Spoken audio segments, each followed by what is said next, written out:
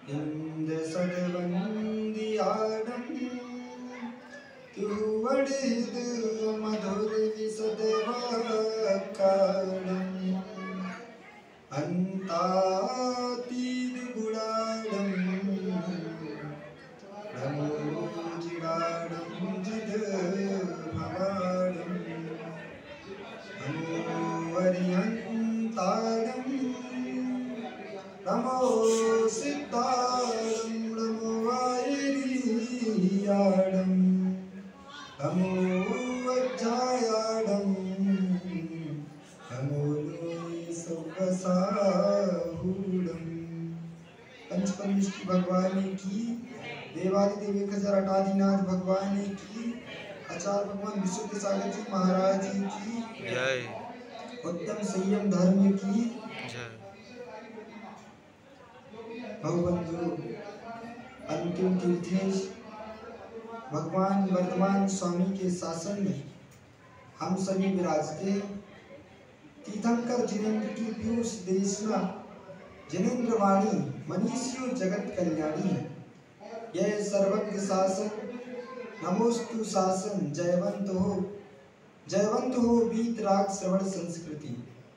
आचार्य भगवान पूज्यपाद स्वामी ने हमारे लिए महान ग्रंथों का सृजन किया, जिसमें से इष्टोपदेश एक महान ग्रंथ लिखा, जिसे वर्तमान में लघु समय सार कहा गया है, क्योंकि उसमें जो आचार्य भगवान ने व्याख्या लिखी वो ऐसा लगता है जैसे समय सार का पूरा निचोड़ लिख दिया हो।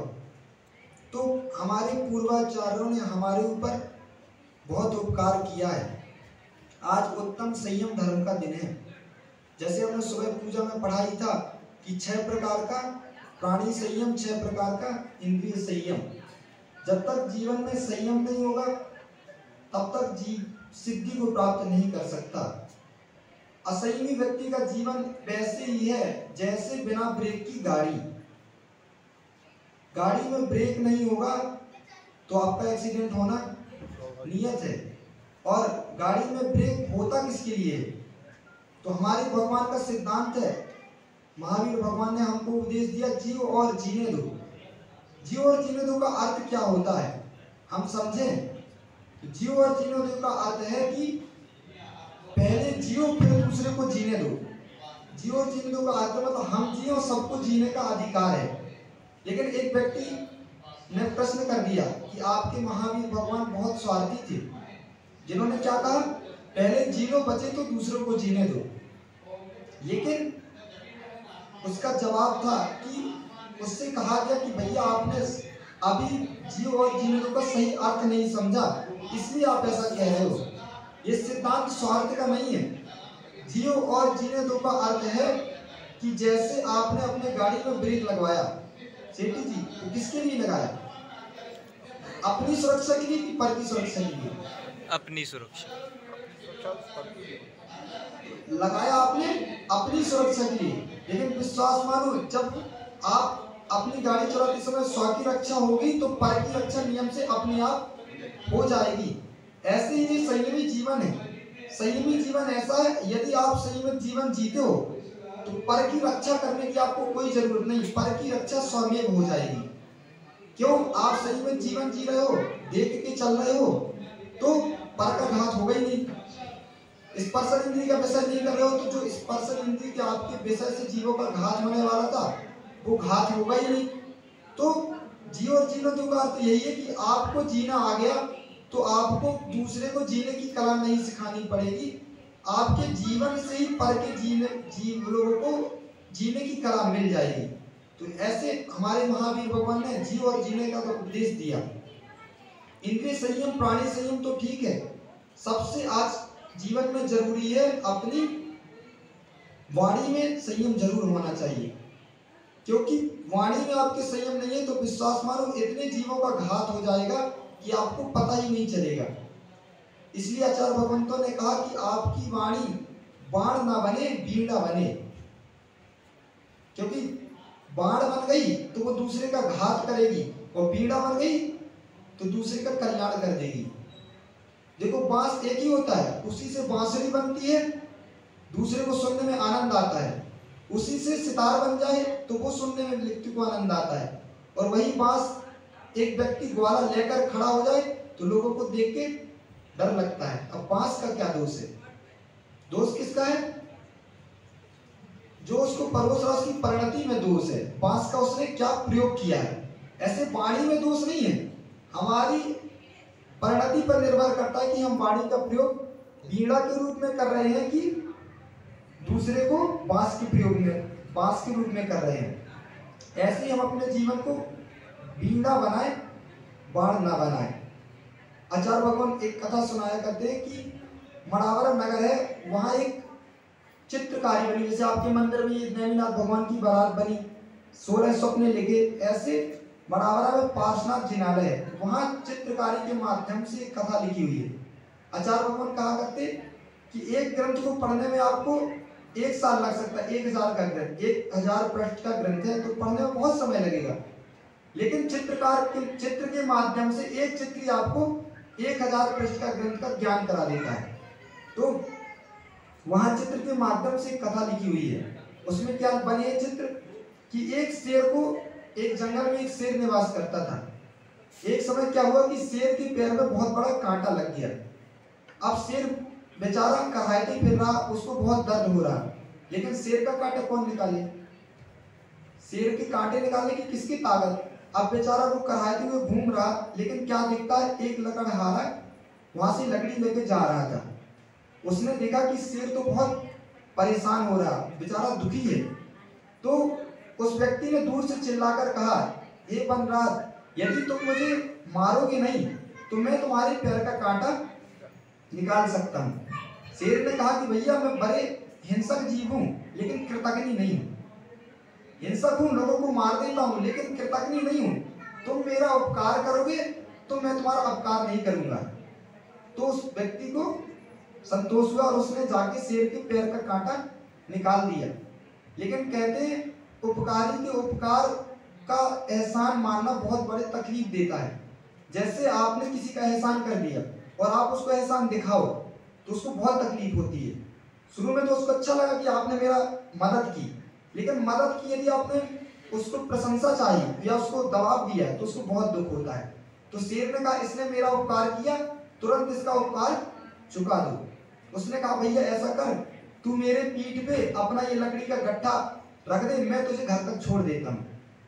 उस लकड़हारे ने क्या किया, उस अपने लकड़ी के गट्ठे को शेर के ऊपर रख दिया और घर तक ले गया। अब एक दिन तो चला गया, दूसरे दिन भी वो आया, उसने शेर का एहसान किया था। उसने कहा भैया मैंने तुम्हारा उपकार किया, आज फिर मेरा लकड़ी का गट्ठा लेकर चलो। अब बेचारा शेर उपकार में दब गया था, उसने फिर शेर का गट्ठा रखा और फिर दूसरे दिन छोड़ दिया। ऐसे करते करते वो डेली यही करने लगा कि रोज शेर के पीठ पर अपना लकड़ी का गट्ठा लेकर आने लगा, और धीरे धीरे इतना अमीर हो गया कि उसका झोपड़ी से महल बन गया। अब झोपड़ी से महल बन जाएगा तो लोग पूछते हैं कि भैया तुम तो अभी एक दिन पहले, 1 साल पहले इतने गरीब थे, ऐसा कौन सा काम कर लिया कि महल बन गया? तो उस लकड़हारे ने क्या किया, लकड़हारे ने, जो व्यक्ति ने पूछा कि आपने ऐसा क्या किया कि 1 साल में आपका महल बन गया, उसने कहा तुम्हें मालूम नहीं, अरे मुझे जंगल में इतना अच्छा गधा मिल गया है कि रोज मेरे लिए बहुत सारी लकड़ी लेकर आता है। ये बात शेर के कान में पड़ गई। वो जा रहा था वापस, बेचारे को बहुत दुख हुआ, लेकिन उसने कुछ बोला नहीं। उसने सोचा कि मैं कृतज्ञ नहीं हूँ, इसने मेरा उपकार किया था इसलिए इसको मारूंगा नहीं। लेकिन दूसरे दिन फिर किसान पहुंचा, लकड़हारा पहुंचा और उसने फिर शेर को बुलाया। अब शेर गुस्से में बोला कि ऐसा कर, ये कुल्हाड़ी जो तेरी है इससे मेरे पीठ पर एक घाव मार, इस कुल्हाड़ी को मेरे ऊपर मार दे। उसने कहा नहीं मारूंगा। उसने कहा नहीं मारोगे तो अभी तेरे को खाता हूँ। अब वो डर गया बेचारा शेर के सामने, और उसने अपनी जान की रक्षा के पीछे उसके पीठ पे कुल्हाड़ी मार दी। उसने कहा अब जाओ, 8 दिन बाद यहीं पर मिलना, यदि तुम नहीं आए तो मैंने तुम्हारा घर देखा है, सोच लेना फिर। अब वो डर गया। 8 दिन बाद क्या हुआ, अपने शरीर में ऐसी औषधियां होती हैं कि अपन अपने रोग को अपने ऐसे ठीक कर लेते हैं। बहुत सारी ऐसी औषधियां होती है अपने शरीर में, शेर ने उसको अपनी जीभ से चाट चाट के 8 दिन में वो घाव भर लिया। 8 दिन बाद जब वो लकड़हारा आया तो शेर ने उससे कहा कि देख, 8 दिन पहले तूने कुल्हाड़ी से मेरे पीठ पर घाव किया था, वो घाव अब दिखाई नहीं दे रहा, लेकिन लकड़ी का कुल्हाड़ी से मारा गया घाव तो भर गया, लेकिन तूने जब मुझे, एक व्यक्ति ने जो तुमसे पूछा था कि तुम ऐसे अमीर कैसे हो गए, तो तुमने कहा था कि मुझे एक गधा मिल गया है, एक जंगल के शेर को हम तो तुम्हारा उपकार चुका रहे थे, लेकिन तुमने मुझे क्या कह दिया, गधा। वो जो वाणी का कष्ट था, वो जो घाव मेरे हृदय में लग गया, वो घाव अभी तक नहीं भरा। इसलिए कहा इंद्रिय संयम प्राणी संयम तो ठीक, वाणी का संयम नहीं होगा तो विश्वास मानो कितने जीवों का घात हो जाएगा आपकी वाणी से, इसका आपको पता ही नहीं चलता। इसलिए आप अध्यक्ष मंत्री के पद में हो तो मंदिर में भी लोगों से बोलो तो इतने विनय से बोलना चाहिए। ऐसा नहीं कि हम पद पे हैं तो किसी को आपने कुछ भी कह दिया, आप कह तो दोगे लेकिन उसका हृदय टूट जाएगा, आपके कारण वो भगवान से दूर हो जाएगा। सोचेगा अरे मंत्री जी ने ऐसा कह दिया, कल से मंदिर ही नहीं जाना, तो आपको डबल पाप का बंद हो गया। क्यों?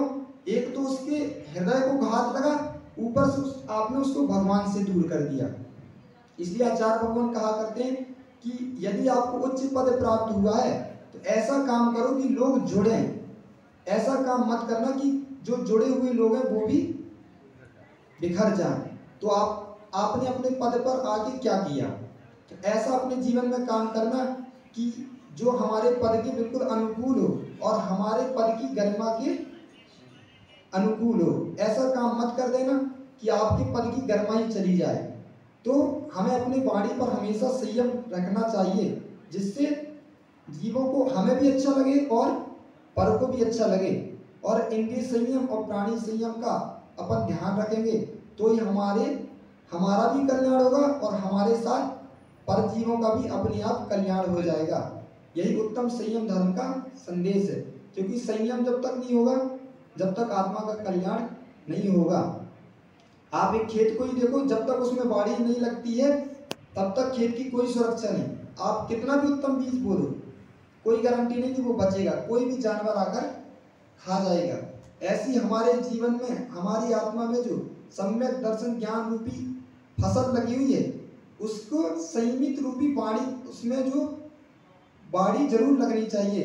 बाड़ी नहीं होगी तो इस हमारे जो सम्यक दर्शन ज्ञान चारित्र रूपी जो रत्न है, फसल है, उसको कोई भी चुरा सकता है। इसलिए हम अपने जीवन में संयम को धारण करें और इसी से हमारी आत्मा का कल्याण होगा। जय बोलो महावीर भगवान की, आचार्य भगवान विष्णु सागर जी महाराज जी की जय।